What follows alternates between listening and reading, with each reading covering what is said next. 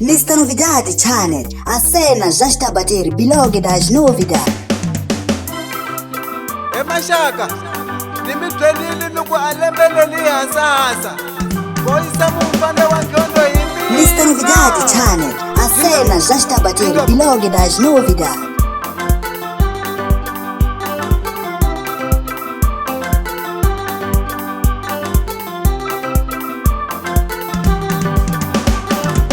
Munghana wa tiyisso, kamisa valeyani mutilimile. Munghana wa tiyisso, kamisa valeyani mutiliba. Munghana wa tiyisso, kamisa valeyani mutilimile. Munghana wa tiyisso, kamisa valeyani mutiliba. Munghana walisima mama, wativani ngamukuma kwini. Munghana walisima mama, wativani ngamukuma kwini.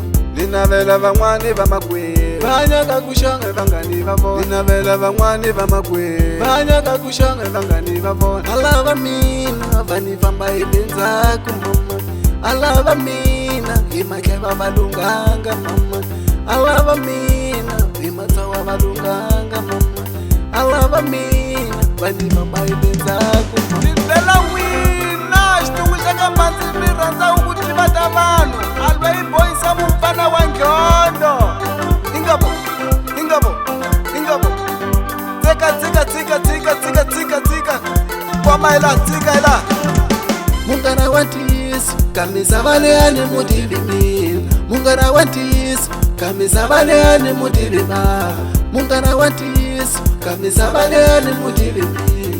Munghana wa tiyisso, kamisa valeyani mutiliba. Munghana walisima mama, wativani ngamukuma kwini. Munghana walisima mama, wativani ngamukuma kwini. Linavela van'wani va makwerhu vanyaka ku xonga vangani va vona. Linavela van'wani va makwerhu vanyaka ku xonga vangani va vona. Alava mina vani famba hi le ndzhaku mama, alava mina hi matlheva va lunghanga mama, alava mina hi matsawa va lunghanga mama, alava mina vani famba hi le ndzhaku mama.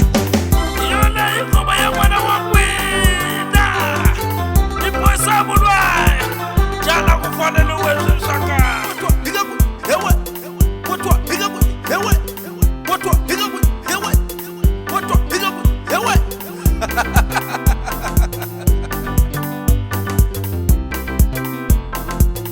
MR.NOVIDADE channel, a cena já está a bater blog das novidades.